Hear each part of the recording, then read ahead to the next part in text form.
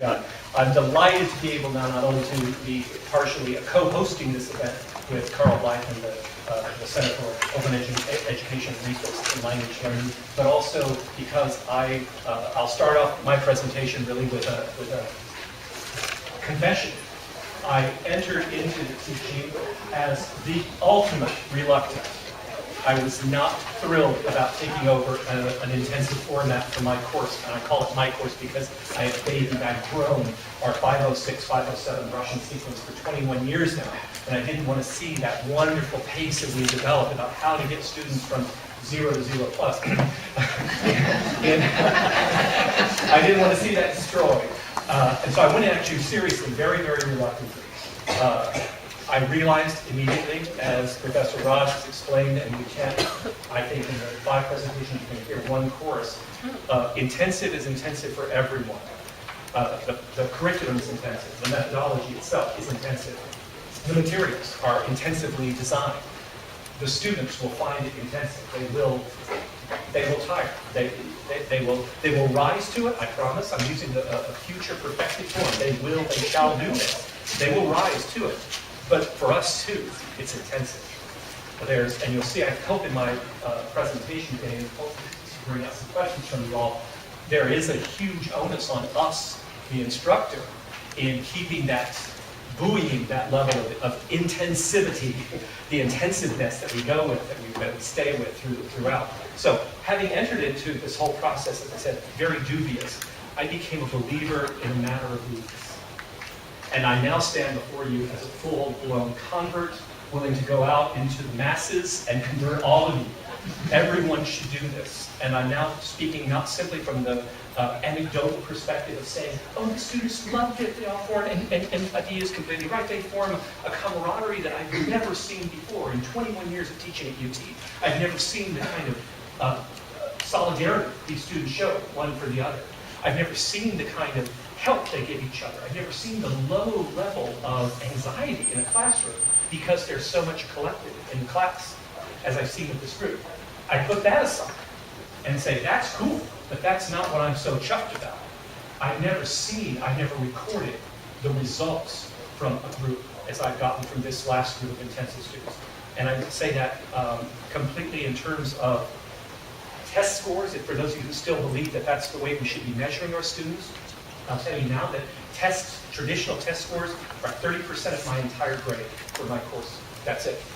The other 70% are all, I prefer to put rather than testing, are assessment.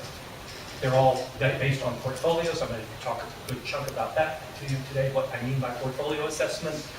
They're all based on what the students can actually do with the language. What can they actually do in the language? Reading, writing, speaking, listening, all of that. And to that extent, the results we've gotten from this group have been the highest I've ever seen with a group. I've seen individuals do this well, really gifted students. I've seen particular cohorts, small like pairs of students who are usually motivated to do well. They may have jobs waiting for them in Moscow. They may have brides, husbands waiting for them in Moscow. Whatever, they've been particularly motivated to do very well. I've seen that here and there, but I've never seen 25 students as a group move the way this group moved over the last year. And I'm going to finish this. I'm going to do like a Russian novel. A good Russian novel always starts by telling you how it ends at the beginning, and then spends the next 2,674 pages explaining how you got there. So I'm going to start by the very end, and then I'll get you there. The very end is that I just returned 2 weeks ago from Moscow, having visited this same group, the intensive group, now doing a bridge course, 5 weeks in Moscow to get them ready then now to move into all of them, by the way. And this is also one of my datum for the day. We had zero attrition from this intensive course into our third year course. Zero. The only students who are not continuing to our third year course graduated. That's it. Everyone else is moving on to third year. This group, of that group, 22 students who are continuing to third year, 12 of them went into this bridge course in Moscow and spent 5 weeks just literally coming home today.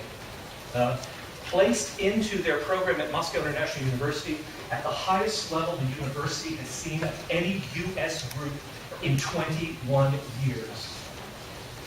seriously. I thought they were doing this, it was nearly my birthday, I thought it was a gift. They was going to say, oh, by the way, this group is really good. I was waiting for the, they're a disaster. No, this group truly had actually placed in higher than any other group. Now, is it because of the intensive? I'll let you judge, but I'm going to show you some bits and pieces of how we put this course together for the first year and why I think it's all that a bag of chips. And I think you should all buy one of these seriously. It's a really, really cool thing. So you're seeing me as a non-believer, now converted. So let's go into it and I'll tell you how we got there. I'm going to be able, thanks largely to Professor Garza's wonderful earlier discussion, fly through some of the background on why this is. So why have we switched to intensive? A lot of people, the naysayers, myself included, a year ago, would have said, oh, this is purely a result of our budget crisis. Goodness, we need to find ways to do more students more quickly, get them through the pipeline, get them out of here, right? And I really will now say, you know, if that ever had been a reason, put that way down on the list of why we do this. There are so many better reasons, pedagogically, methodologically, that we should be doing this. First of all, what's wonderful that we now get as teachers, again, going back to student-centered instruction, we now focus on communication. Real-life communication. Not teacher talk, not textbook talk, but real authentic communication. The student is the center of activity throughout, from day one to the end of the 30 weeks. The student is the focus. There's a higher level of face time in the second language. This goes back to how much time you actually spend speaking, in my case, Russian. Highly elevated. Highly elevated. Do I use English in class? Absolutely. I do cultural commentaries once in a while. A bit of certain type of correction here or there in English. But the fact is I was able to move into a Russian majority classroom by week 3. That we were well over 50% in Russian by week 3. And by the second semester, the course was entirely in Russian, including correction. There's significantly increased cultural exposure in not just my experience, but I think you're going to find in my colleagues that you'll hear from this afternoon. The Arabic experience certainly maps this out. Because we're working so much on face time in the language and not talking about how Russian works, not talking about this group of vocabulary words, not talking about the past tense in Russian, but rather talking in Russian, there's much more cultural exposure. The students actually get a chance to engage more with both high C culture, like all the big boys of literature, the big men and women who create the world that we know of as Russian speaking, and also huge amounts of what our students come into our classes to do, little C culture. Tell me how they do it. How do they take classes? How do you sign up for university? What are grading? How do you get a date? What's a date run like? How do I grab a cab? I want to order pizza. Do they have pizza? Right? All those wonderful questions that they come in just bubbling over with. We don't want to quell those. In fact, this methodology allows those to come to the fore.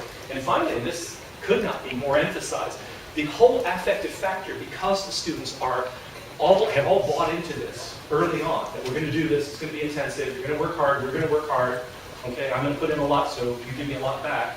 The affective factor of stress gets much, much lower. This notion of, I'm going to call you, now you're next, right? That kind of terror that we tend to do in the old-fashioned grammar drill and kill classroom is gone, because we're not doing drill and kill anymore. So the student really is able to calm down to a large extent in these classrooms. It's quite remarkable. That's the why. What are they?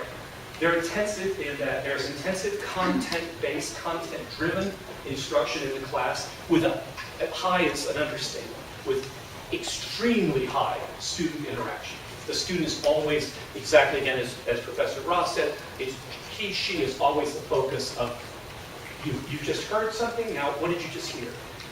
What did you say? What did she say? What did he say? What were they talking about? It's constant interaction among and between the students.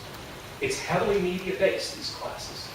Heavily multimedia, precisely to attend to the differences in student learning styles and student types.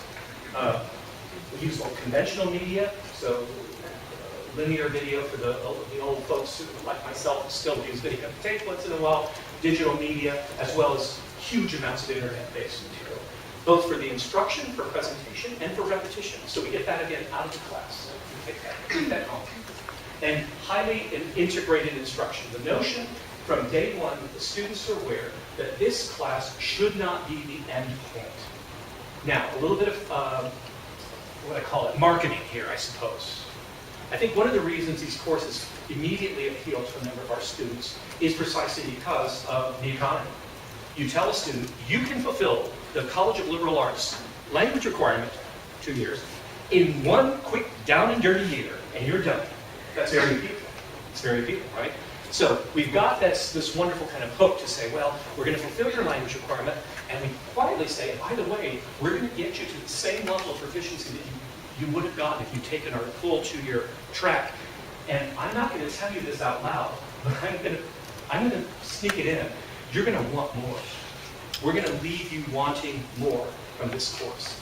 And that notion that we're going to say, so why? Why do I want to continue? Well, we want to have options ready for our students who come out of the intensive. You want that bridge course in Moscow. You want to say, if you finish this course, we've got 5 weeks in Moscow for you waiting this summer. Come join us. If you finish this course, even if you don't in Moscow, we've got 2 different slots of 3rd year waiting for you. We've got these content courses, we've got these literature courses, and so forth. We have an integrated model that pulls them into and pushes them through a full, much more rigorous type of training.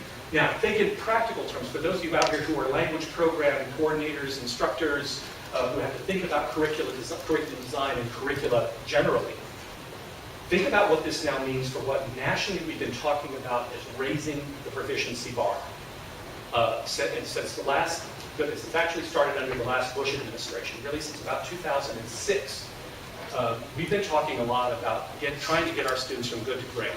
That we know we do well. We as a nation do reasonably well getting our students to good, what they will call a 2-year proficiency, intermediate mid proficiency.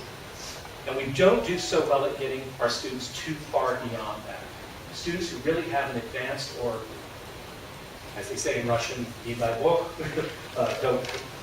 willing, all the way up to a superior proficiency, a true near native competence in the language is where we often falter. This is largely a part of how long it takes us to get our students to that threshold intermediate level, 2 full academic years, right? And so the student doesn't begin language instruction until sophomore year. It means she's finishing up somewhere in junior year. And now she's concerned about getting visas done and getting her requirements finished and all that, so language kind of falls by the wayside.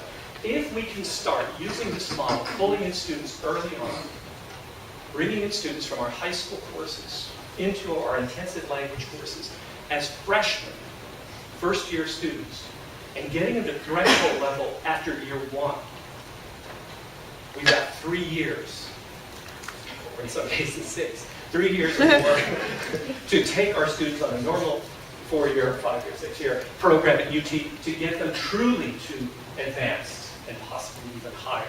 If we mix in study abroad programs, we really can start thinking about, for the first time, getting students to a superior level of knowledge by the time they are diplomat, by the time they graduate. Wouldn't that be terrific? That we have, that's, by the way, we can sell our students on this because that, ladies and gentlemen, that's where the jobs are too. The jobs aren't so much for, oh, and I see you got a little Spanish. Well, that's nice. You can order from Taco Bell in the original. Nice, right? No. Can you negotiate a contract? Can you help us? I'm Conoco. I'm Exxon. I need you to negotiate this contract for us in Russian, in Siberia. Can you do that? Right? And this now, with these methodologies, we can get students to those levels. So, from our side, intensive teaching means that we try to turn our learners into active learners. We work on these learning styles. We really say, I want you to take full part and parcel of what we're doing in class.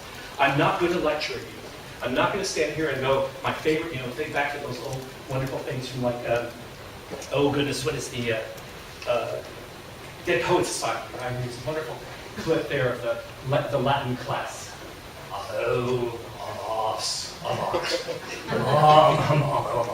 Yes, no more of that. No more of that, right? No more. That's a phone. Telefono. Everyone? Telefono, right? No more of that. We're not going to use a class. Now, I'm going to say nasty about us here. We've done this, guys. Even if you're in that campus saying, well, I haven't done that in a while, it is comfortable for us, though, right? I mean, we know this stuff, right? We're the teachers.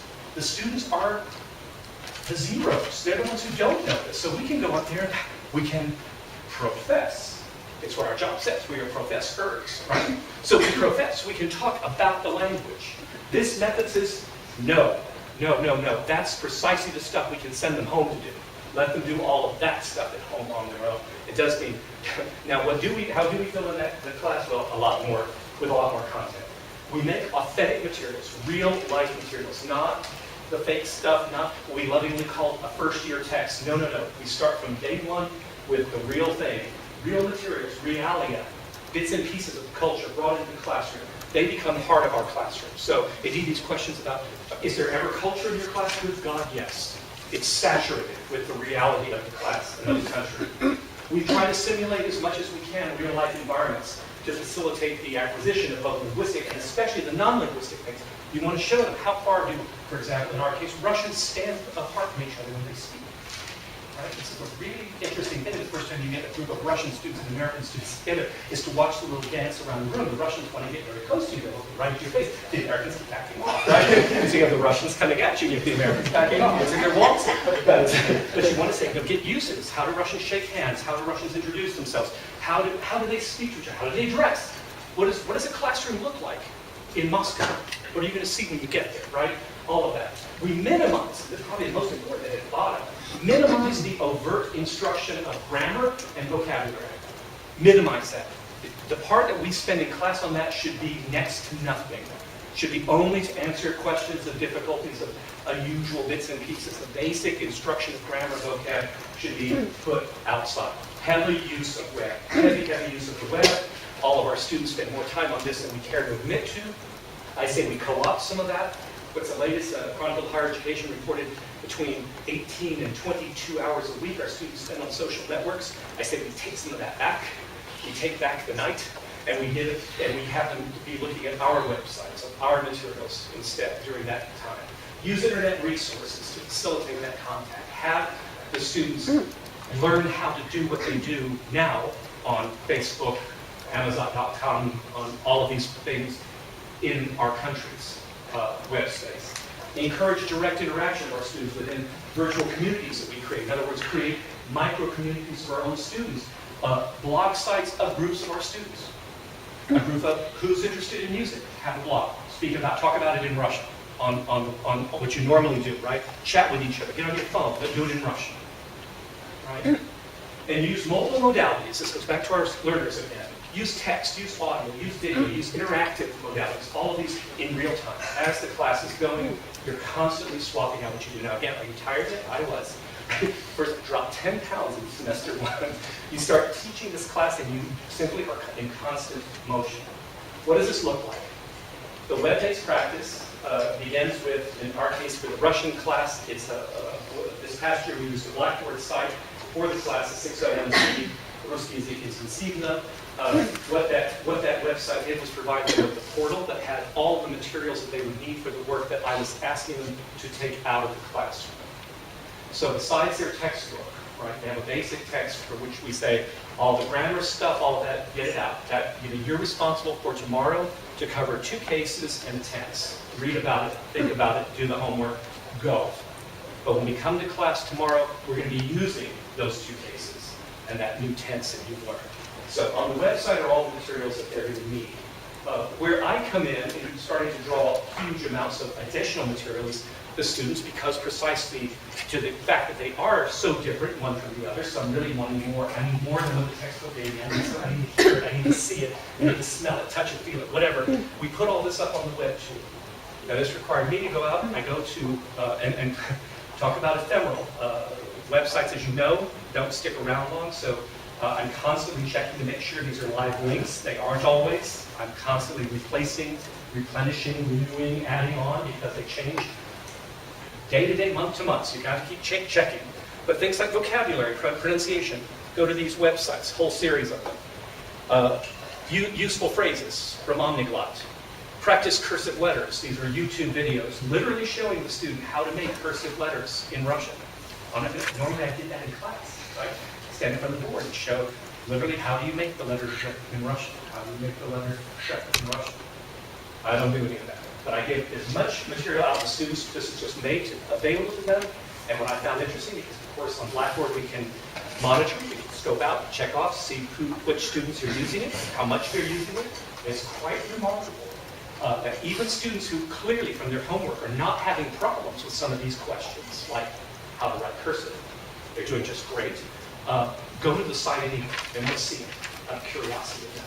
So it becomes really quite interesting as in how they start to pick up on the notion that you're putting the material out there. This is where the old school, who the teacher is, comes back to play.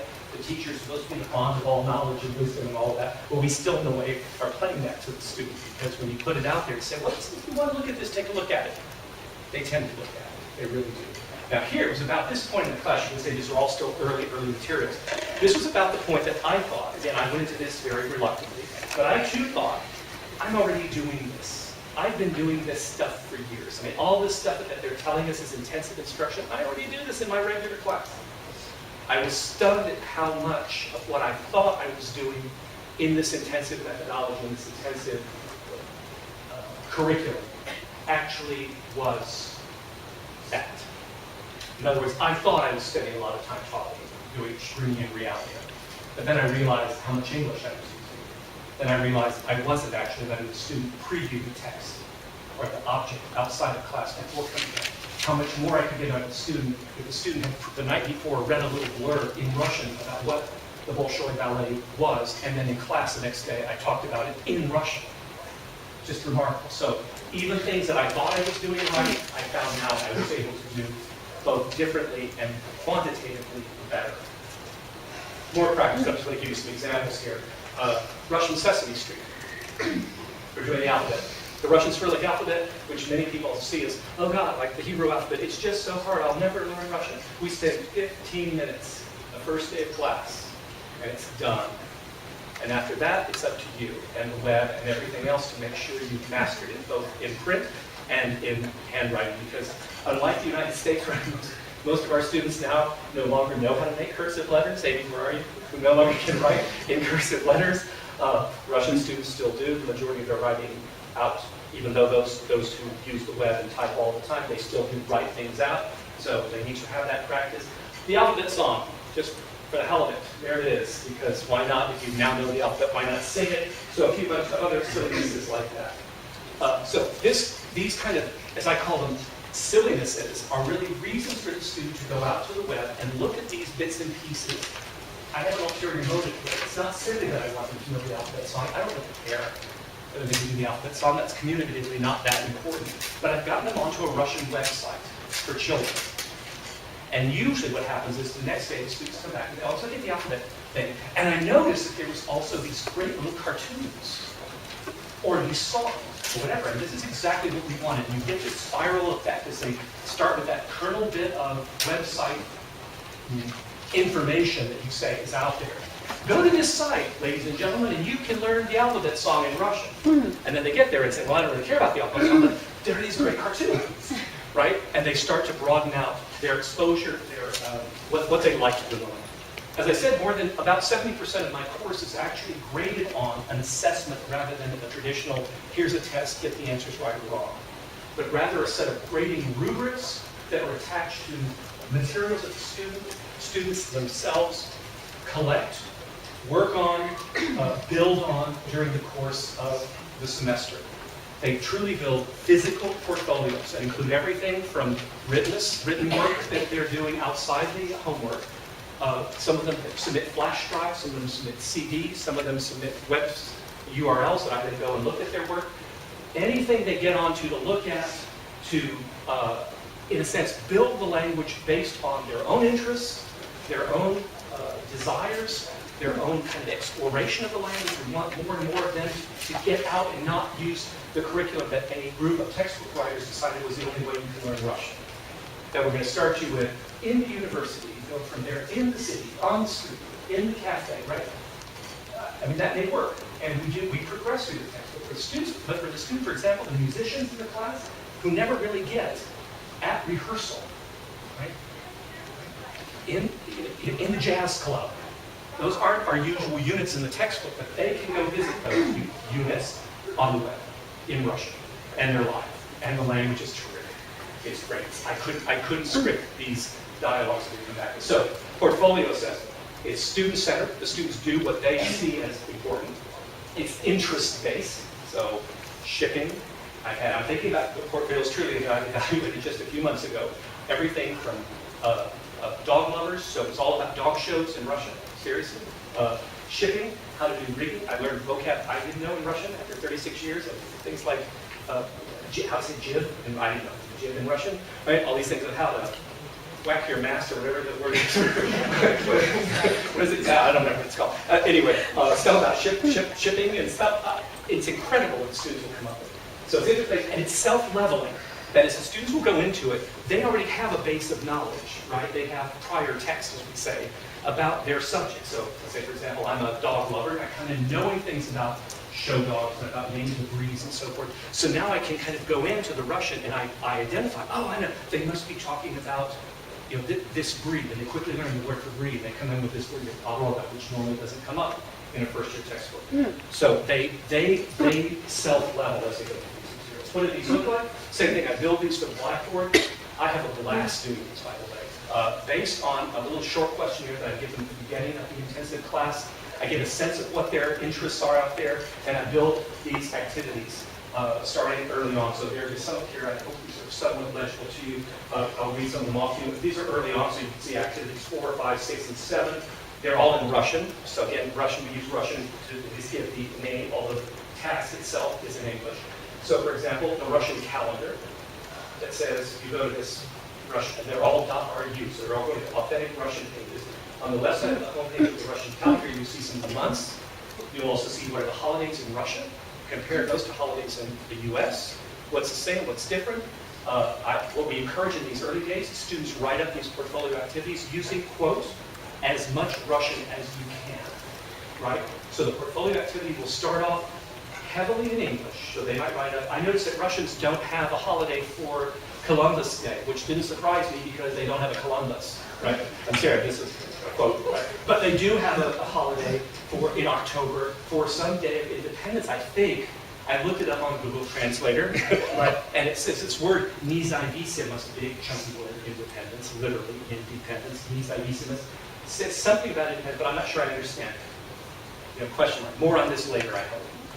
Right? That's exactly the kind of stuff we want in the portfolios. And as the portfolios move along, from September, October, November, December, they really do go heavily into Russian. By January, I got no portfolio entries that were not entirely in Russian by January. Some of the others here are professions, nationalities, how are things with you. These are all Russian websites that I use.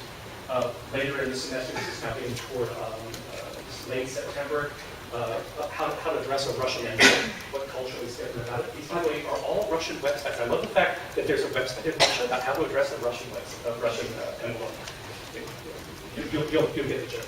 If you're a native speaker, think about it. Capitals of the countries of the former Soviet Union.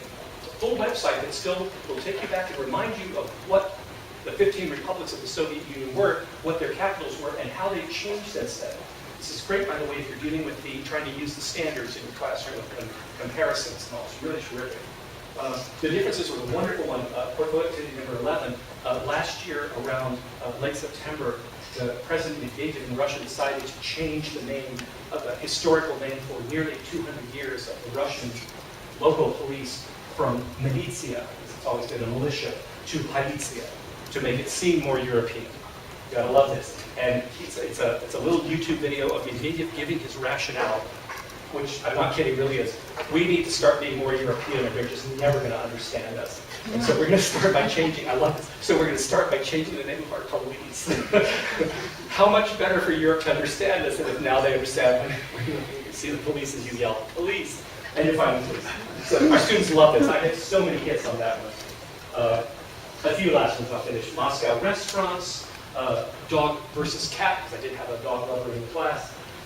International University of Moscow. I'm reviewing a little bit about this university. It's where we hold our summer program. So already they're reading about the university in Russian, getting a sense of what it's like. It's got a video tour with it. You can actually go into classrooms, the library, lab, school. What kind of courses are you taking in Russian? This is a questionnaire for Russian students. that's asking Russian students now in 2010, 2011, so what do you take now as a university student? It's terrific, again, compare and contrast. And finally, to finish up, verbs of motion here, actually for Russian speakers, when do you use walk, when do you use multi-directional walk? Go back and forth instead of one way. Some tongue twisters in Russian. How to pass an exam. This is a great Russian website. What do you think it's about? Cheating. Yeah, very good. Chauvinists. Russians don't all cheat or drink vodka. So it is indeed about how to cheat successfully on your exam. Our students love this one too. I told them I also have looked at that website. Okay. So that's all for building the portfolio. Yeah, let's have some questions, please. It's like how many pieces do you? Okay, so the point of my putting stuff up is not to say you have to go from 1 to 20. This is a menu of stuff you can choose from. Some students didn't like my choices and did all their own, scoped out their own. So what I normally tell them is you should be doing 2 to 3 per week, but that's me, depending on what kind of things I'm putting out. This is based on the fact that by the end of the first semester, I want a portfolio that's probably got a good 30 to 40 items in it. Right? And that's what they look at, that your final product needs to look something like this. Now, a student might make, for example, as they did, some of them made a commercial in Russian, right? Filmed a whole commercial, scripted it, did the dialogue, acted out, filmed it, put it on a flash drive. So I kind of count, that counts for more than one, because there was the script writing, I count that as an activity. There was the actual assemblage and rehearsal, an activity, and then the final product. So that kind of like a reefer. So I really do try to evaluate these fairly. So I don't want there to just be, well, if you didn't do 30, you're going to fail the course, but I try to give them a sense of how many they should be doing. So from the ones that I showed you, most students would pick a couple a week to do, and then throw in maybe one of their own. As I said, more toward the second semester, students really tend to go off on their own direction. Yes, ma'am. These are electronic portfolios? Yeah, some can be, as I said, I allow them to turn them in any form they want to. Some turn in a loose leaf binder with bits tucked into it. Some submitted an URL, had them all in web space. Some of them gave me a CD. And again, I like that as long as I just tell them real simple. It's kind of like, do I use MLA, do I use Chicago, do I use APA? I don't care which one you use as long as it's consistent. So as long as what you give me, in a sense, reflects the integrity of what kind of exercises you did. I mean, you don't give me a URL that's just a bunch of PDFs of a handout. You could just give me the paper. Say, but when they would give me a URL that showed the website they built, they did their own YouTube. Right? It was funny, the student folks were disappointed because she came up with the idea and said, I'm going to call mine Root, R-U-2. And that's really what it's called in Russian. And she thought she was so clever. I came up with this, I'm going to call it RootTube. And I said, no, that's what it is. Oh, crap. No, there it is. So, web-based practice. Now, so they go through the portfolio. Now, how do they actually get to it? We have a website that's dedicated, the website dedicated to, as I said, practice outside of class for the student. This is going to that idea of creating this smaller community. So, as Professor Ross said, in class we do a lot of, the nice thing about, in the old days we always thought about 12 as the magic number of open the language class. In 12 we would have, 6 groups of 2, 4 groups of 3, 3 groups of 4, 2 groups of 6, right? You could do all this great. Now we're talking about 25. 25 doesn't give us that quite the magic number, but nonetheless, we do a lot of pair work, a lot of group work, a lot of choral response in class, constantly just keeping them going, constantly moving them up.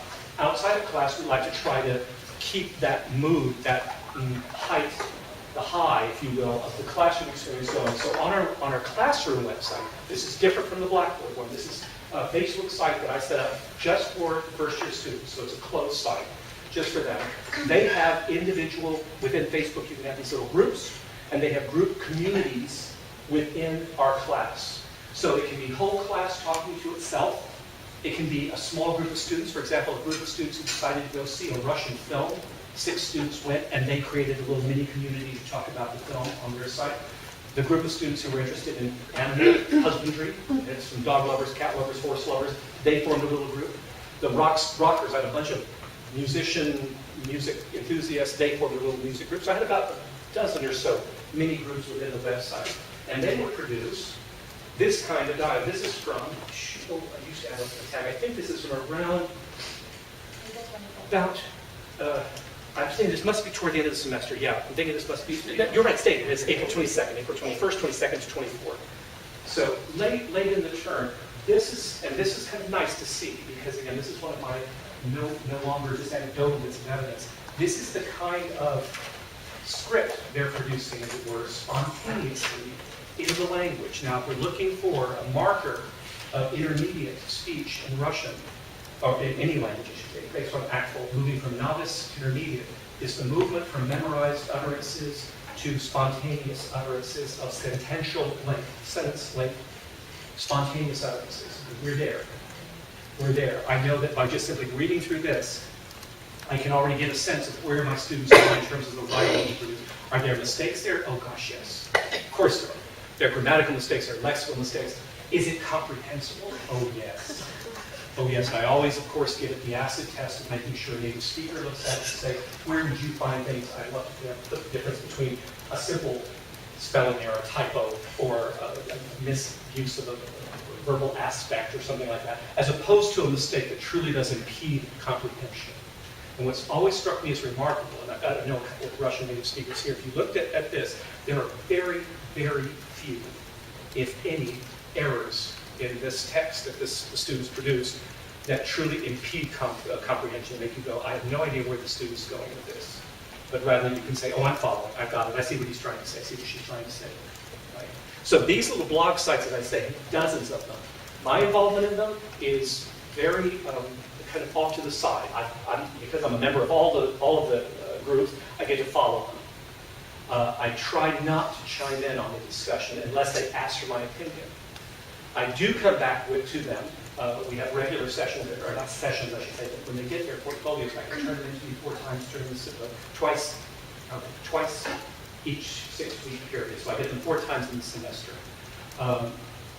When I send back the portfolio, they have a little my feedback, not just on the stuff in the portfolio, but also generally how I think they're doing in class, what their participation's been like, how they've been interacting with each other, and I include things like commentaries on bits and pieces of the blog site.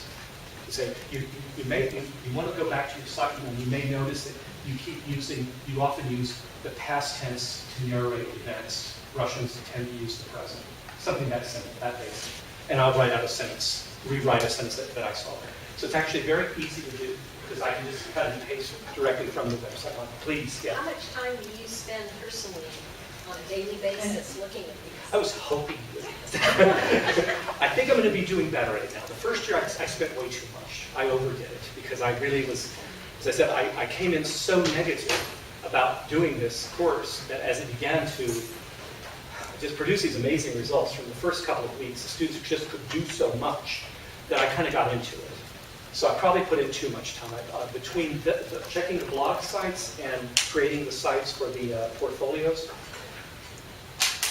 it's about 2 to 3 hours a night.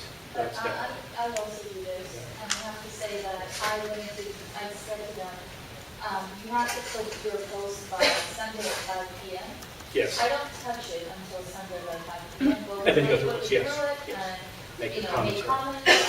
I'm ready to go. Yeah. So for me, it's about half an hour. No, I've learned all kinds of tricks now, how to maximize the time, use it much more judiciously.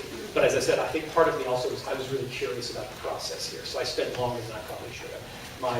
I pretty much did exactly what he did in terms of sharing with my TA. He also very conscientiously graded all the kind of static homework assignments, but I handled the exams. He and I would split those so I could get 2 passes of them. We would look at the exams together, and I graded any essays, any longer writing, and obviously the blog sites and all that I took care of.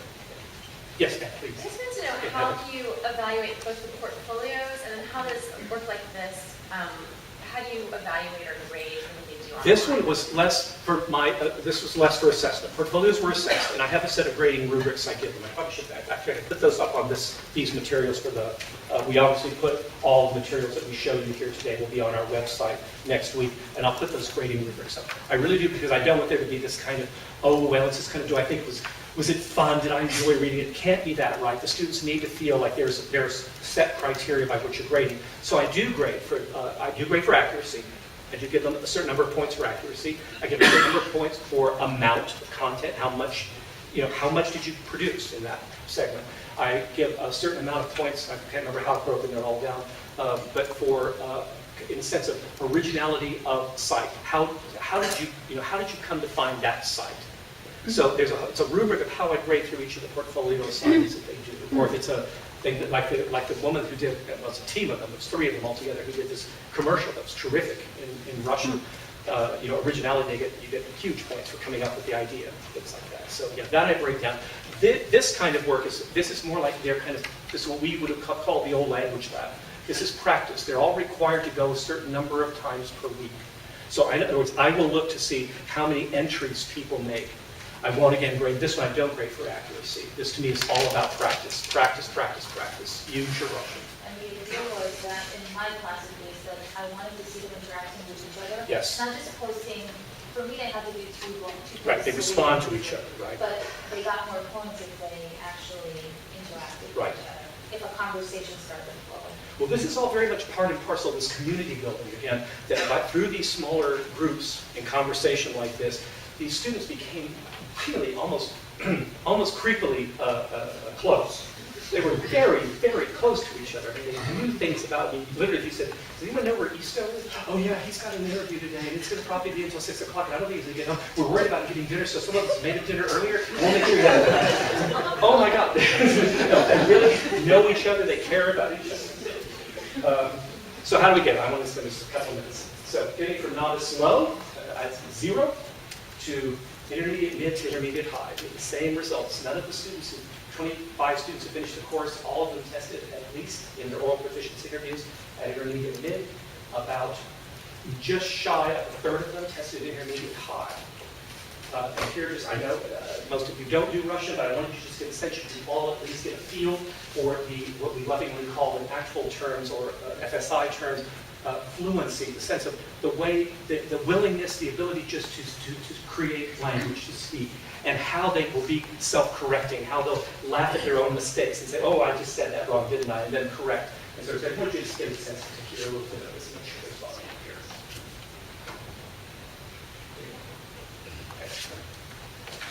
So this, I'm going to go from the first student was graded ultimately. These are all from about the same time frame, around early April. These are all from early April, and they're going to go from intermediate mid to intermediate, borderline mid to an intermediate high. And 3 little samples I'll probably that's my first. There it is.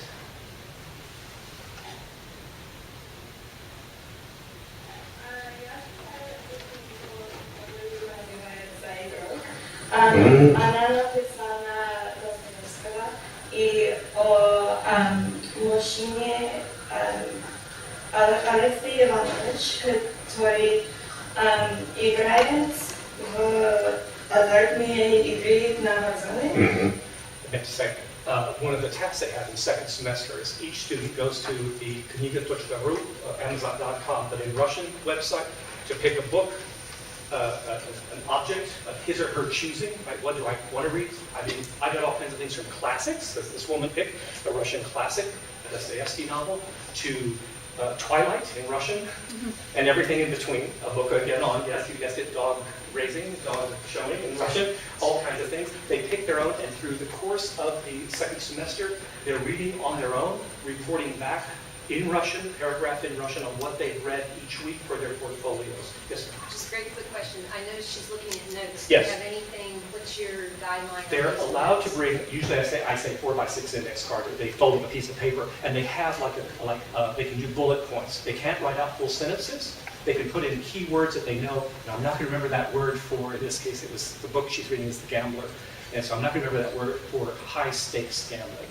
So she writes that out. That's what she's going to look at here, right? So yes, please, sorry. The gambler actually in Russian? They're in Russian. All of these are texts that they've chosen on their own. I asked them From cover first. to cover or section? Say again? From cover to cover? Or No.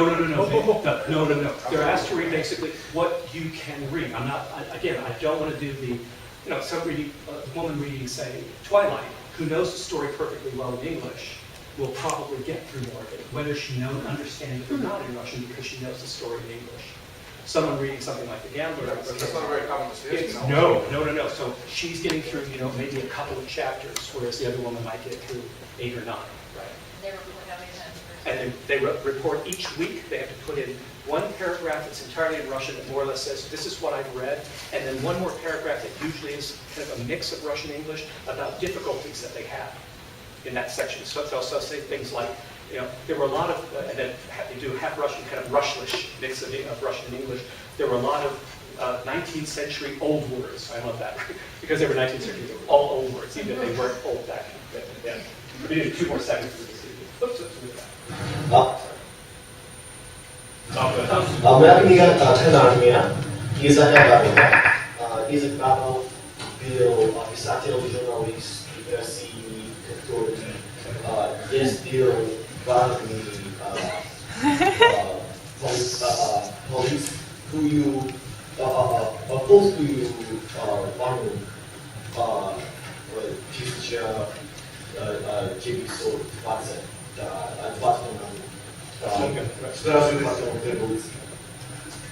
So, meaning Isaac Babel's Red Arsenal. Он ездил он маленький человек, он еврейский человек, помните еврейский? Я еврейский. Do you understand what Jewish is?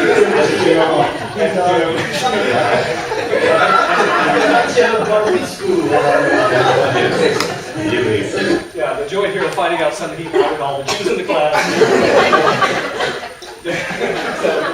But again, what I love about the presentation they do, where ostensibly it's now report about the book that you've been reading on, reading from. And every one of them, I played this thing, and they all run about 5 minutes long. All of them turn into kind of conversations with the class again. It's almost like they're talking to friends. Let me show one more real quick.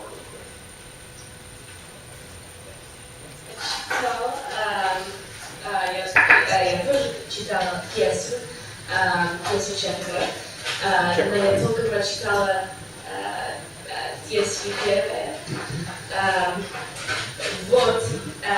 So she's saying, I only read the first act of this Chekhov play. Начитает. И вот Астров и Марина. Астров врач и Марина няня. Няня с ребятами. Няня больница. Okay, this is really cool. This again is in about more than half of them as they're telling the story, right? They of course have acquired vocabulary that most of the class has not acquired during the reading of each word. So they become the teacher, right? And they're telling you, so this is a story about the doctor in the play and the nursemaid. And uses the word for nursemaid in Russian, and of course the majority of the class don't know that word. It's not a high frequency word unless you're doing 19th century bell letters. That's very common. So she explains, and I love it, it's all in Russian, right? Now, do you understand this word? With children?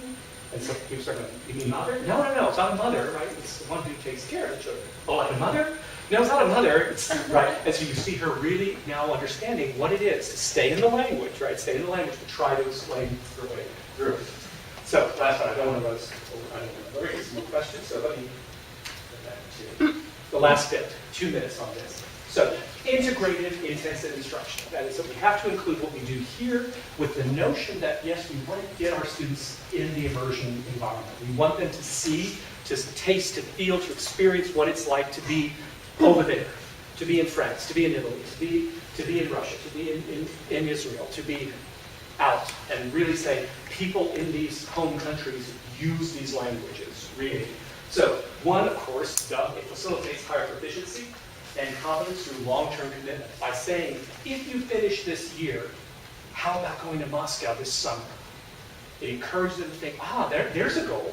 There's something I could save up, ask mom and dad for, think about for next summer. It combines formal study in class and study abroad.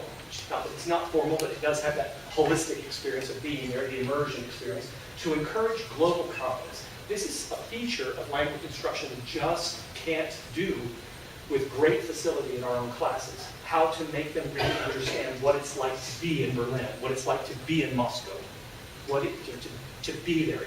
No matter how much we use internet and so forth, we can't quite give them that feel. And we use the extant flagship programs as models, basically, to say what are flagship, national flagships. We have two of them here, one in Arabic, one in Hindi Urdu. To use these as models of intensive instruction followed by time and country, really to try to say our goal as professionals is to bring our students from that novice, mid, intermediate, high, advanced level, and really start now seeing advanced and, oh yes, yes, I want to see, I'd love to see before I'm dead, superior, coming out of American universities. So that would be the idea of combining the two. For our students, these are, they just returned, a couple of our smaller groups, all but two of those students were our intensive students from our classes in that group. That's one of our groups. It's another one of our groups. That one is entirely made up, but minus one of our students from the intensive groups.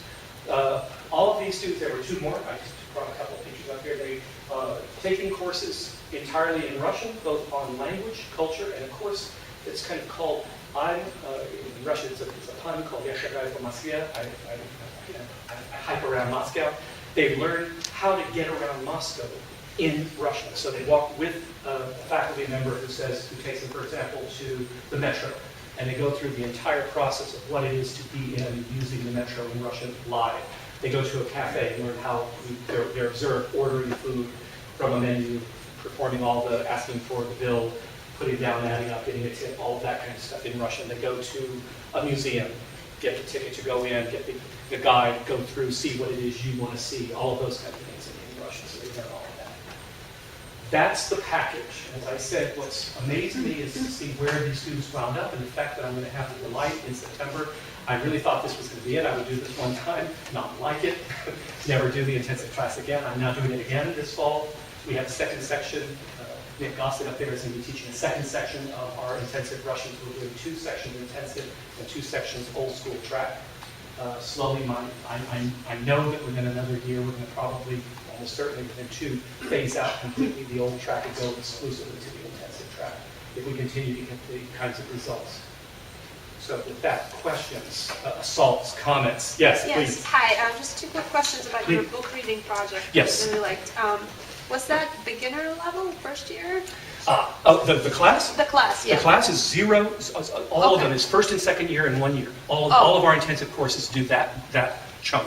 Okay, and also, so they did not use a dictionary at all for that assignment? Or? They were, again, I kind of gave ground rules where the one thing I told them they couldn't use was Google Translate, because it really just gives so much bad information. It's not a fault of the translator, it's a fault of what pragmatics and semantics are about, right? They're allowed to use a dictionary, but I really try to give them to have a 1-page guidelines of when to use a dictionary. They kind of, if 1, 2, and 3 fail, then you go to the dictionary. Okay. I try to get them to use context. I try to say, keep reading and see if how important that word was. If they get to a particular word or phrase and they can keep reading the paragraph and understand it, it probably wasn't that important. But if that word or phrase keeps reoccurring and they still don't understand it, that's when you go to the dictionary. We actually, in my class, do a whole class in Hebrew about reading strategies. Yeah. How to approach a text. Because we do Yeah, 2 absolutely. novels, and they, if you don't do it, they stress out. It's true. You want to give them that as their, it's not, and I don't view it as a crutch. I mean, they do need to know how to use a dictionary. I just do want them to not rely on the dictionary because they won't always have one with them. I do want them to learn the strategies of how to get around a text. Yes, ma'am, please. Just a question about the project. So they went on to RussianEmblem.com. Yes. They shot for the book they liked, and Yes. then they actually ordered it, Yes. and it got to the U.S.? Yes.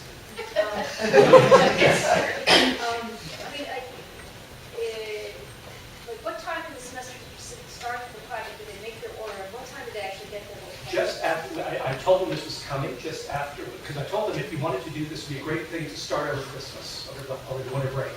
So I told them right after Thanksgiving. A number of people, I'd say probably half of the students ordered right away because they went there, this is cool, I'm going to get a book from Russia. And then what was neat was they all said, we could just get this, we could get these from New York. And I said, yeah, but you can't. You need to send me, you need to show me that you got this. It has to have a little price tag on it. I was nasty about it. I want to make sure you did this, you went to the website. And they did, they all did. Not a single one shut their They were excited to go to it. So most of them come within 2 weeks. Most of them come within 2 weeks. One student. No problems with international mail? No.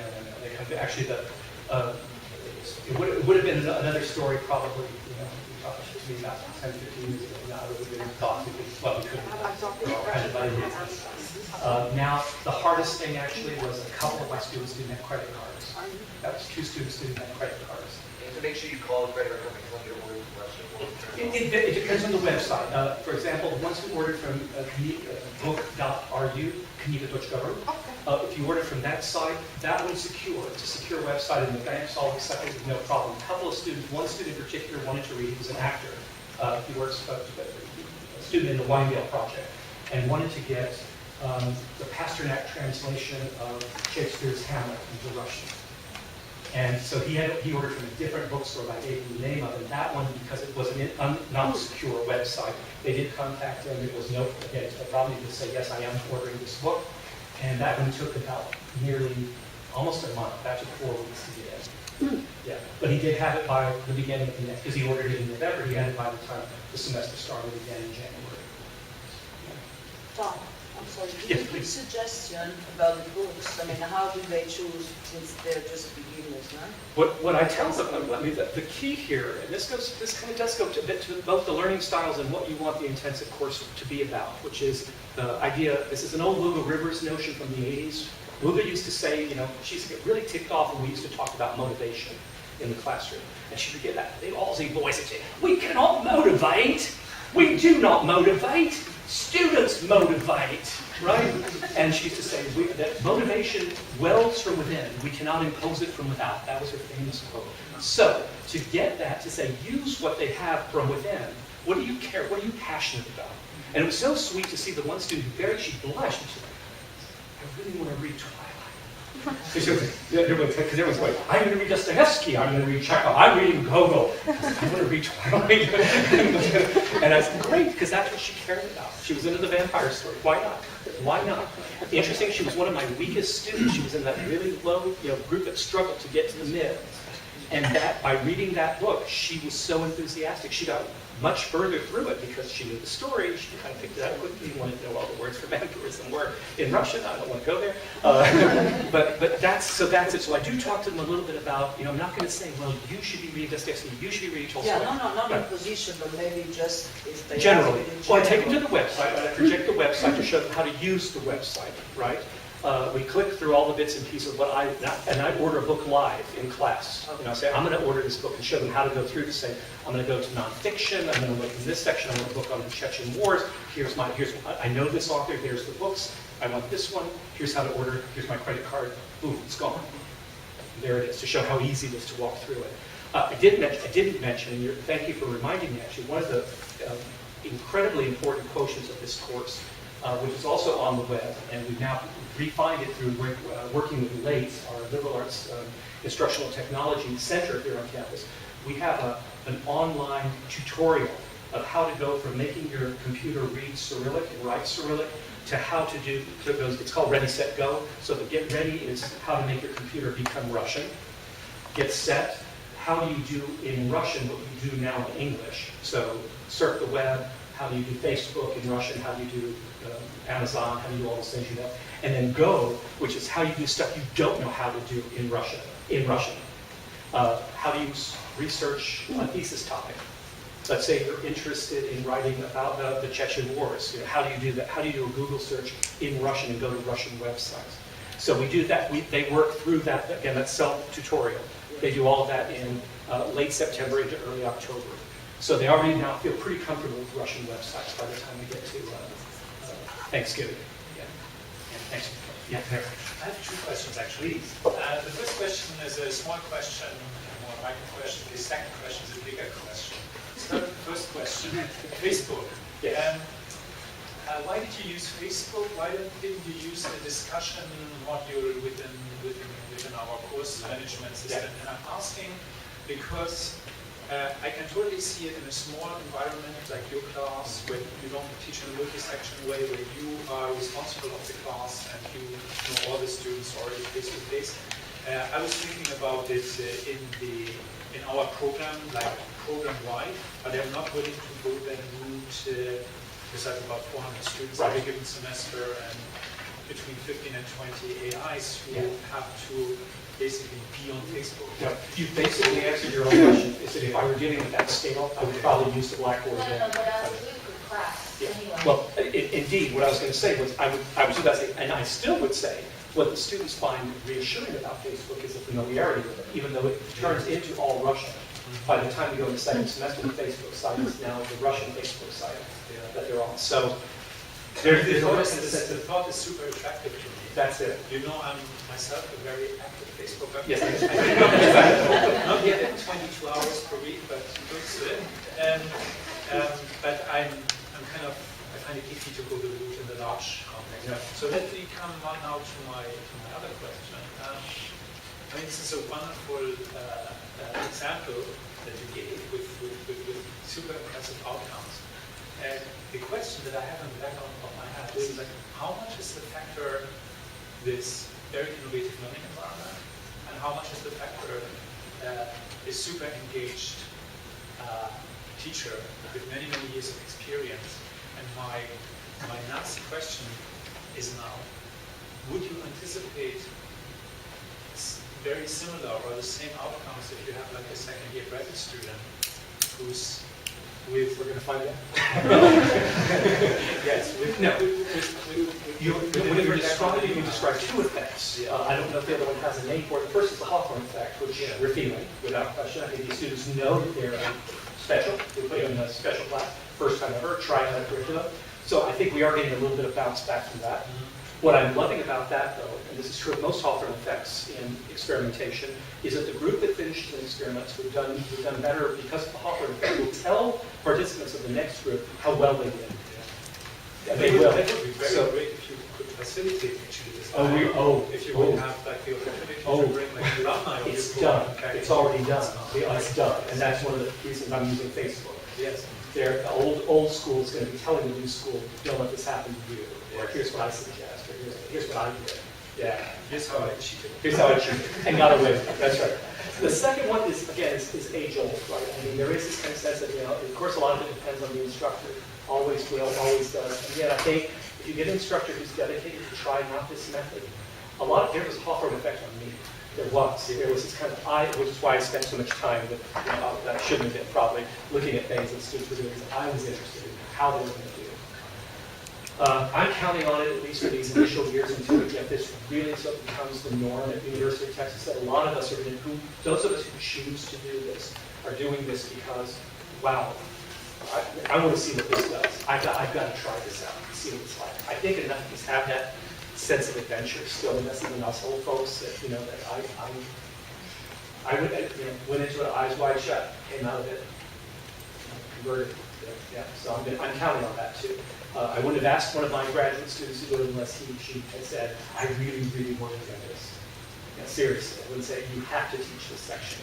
I really want them to say, I want to. Did you one last question? What's your approximate expectation for workload from a student's perspective? How many hours per week are they expected to put in? Outside? I think I'm very close to idea here. I know the written work is somewhere between, the actual homework quotient is probably right around 10 hours, but then there's going to be an additional 5 to 7, 8 even, that they're going to put in, like on the websites, doing the chat room. So minimum 15 outside of class? Yes. I'd say 15 would be about the average. And people are managing that? Yes, they really are. They will all tell you. I have all my student evaluations. They'll say ton of work, and then that little section that says evaluate, excessive. It's huge and worth it. And they all wrote, it was hellish amount of work, and it was so worth it. And to me, the idea that we do this ongoing assessment, that you keep telling your students, you were here, now you're here, you were here, now you're here, even if it's just a tiny bit, that keeps them going. That really keeps them going. And to keep you all going, and I'll continue answering questions, I promise. I was going to say, keep you all going, I need to feed you.